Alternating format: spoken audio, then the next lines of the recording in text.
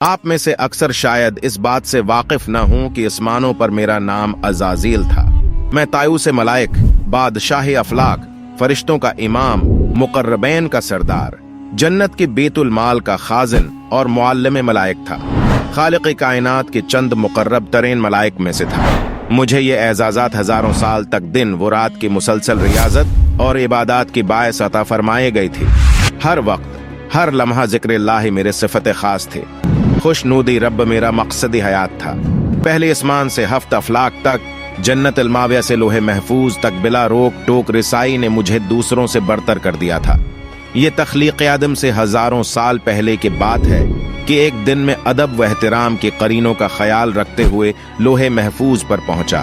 شکر و احسان سے بوجھل پلکوں کو اٹھا کر اوپر دیکھا، جہاں تحریر تھا اعوذ باللہ من الشیطان الرجیم، یعنی اپنا مانگتا ہوں اللہ کی شیطان مردود سے۔ یہ پڑھ کر میرے پورے وجود پر خوف سے سنسناہٹ طاری ہو گئے۔ میں نے ڈرتی عرض کیا، ہائے اللہ، یہ شیطان کون ہے؟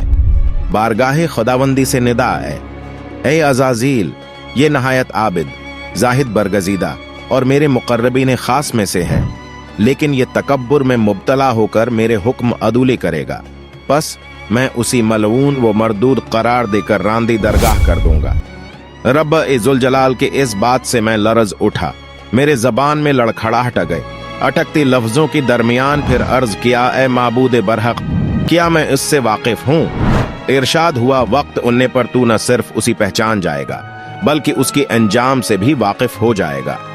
عرش معلیہ سے آنے والی اس جواب سے میرا وجود کانپ اٹھا، بے اختیار انکھوں سے انسو جاری ہو گئے۔ میں نے سوچا، آخر وہ کون بدبخت و بد نصیب ہوگا جو ہمیشہ کے لیے نشان عبرت بنا دیا جائے گا۔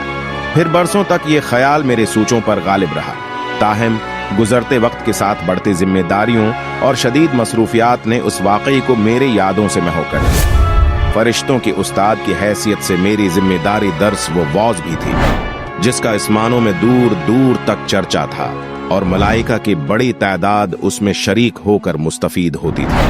جب میں اپنے ان محافل میں حضرت جبرائیل، حضرت میکائیل، حضرت عزرائیل اور حضرت اسرافیل جیسے مقرب فرشتوں کو دیکھتا تو اپنی برتری کی ایک لہر میرے سراپی میں سرور کی کیفیت پیدا کرتے ہوئے گزر جاتی۔ شاید اسے کا نام تکبر ہو، بہرحال بیتی سالوں کے ساتھ میرے درجات مزید بلند ہوتے چلے گئے۔ اب میری حیثیت بادشاہ افلاک کی سے تھی۔ اتنے بڑے مرتبے کے بعد مجھ میں عاجزی و انکساری پیدا ہونے چاہیے تھی، لیکن معاملہ اس کے برعکس ہوا۔ مجھے یوں محسوس ہوتا کہ جیسے میرے اندر سے ایک آواز مجھے کہتے، اے عزازیل، تو ان سب میں افضل ہے۔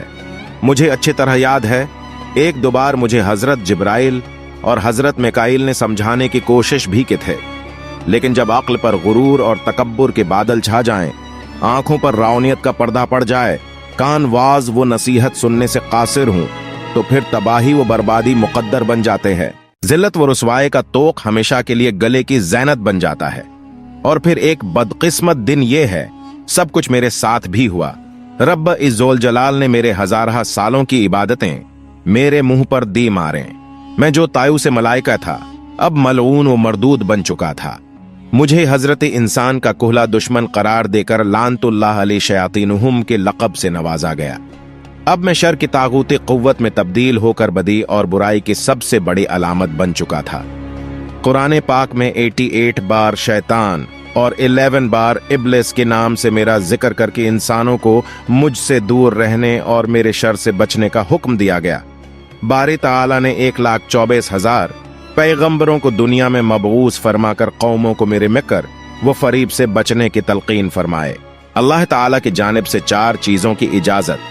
زمین پر جانے سے پہلے میں نے اللہ سے 4 چیزوں کی اجازت طلب کی۔ 1. تا قیامت موت سے مہلت۔ 2. اہل زمین کو بھکانے کی قوت۔ 3. حیت تبدیل کرنے کی صلاحیت۔ 4. اولاد کثیر اور ان کی طویل عمریں۔ اللہ تعالیٰ نے فرمایا، جا تجھے اجازت ہے، لیکن میری نیک بندی تیرے فریب میں نہیں آئیں گی، اور جس نے تیرا ساتھ دیا میں تجھے سے اور ان سب سے جہنم کو بہر دوں گا۔ سورہ بنی اسرائیل 61-63۔ اب میرا کام آسان ہو گیا تھا۔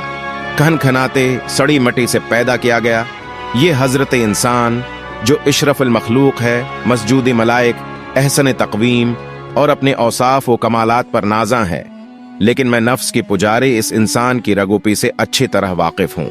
गो कि मुझे इस बात का इख्तियार नहीं है कि मैं उनके अजसाम पर काबिज होकर उनसे बलजबर बदी की काम करवायूं, चनाच मैं उनके अंदरूनी जबल्लत यानी नफ्से अम्मारा को अपनी वसविसा अंदाजियों और दसीसा कारियों के चंगुल में पहुंचा कर बुराइयों पर आमादा करता हूँ।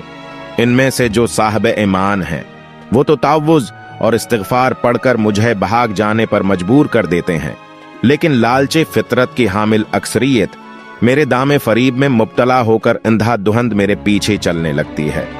फिर ये खुद ही शिरक को तालीम, कुफ्र व फस्क को इबादत, नाफिरमाने को हाजिर जवाबी, बदतमीजी को बहादुरी, मौसीकी को रूह की ग़िज़ा, रक्स को जिस्म की शायरी, इरियानियत व फहाशे को जिद्दत पसंदी, मजहबी अक़दाम को फरसूदा, दीनी रवायात को क़ुदामत पसंदी करार देकर शर्म व हया की चादर को तार तार कर देते हैं।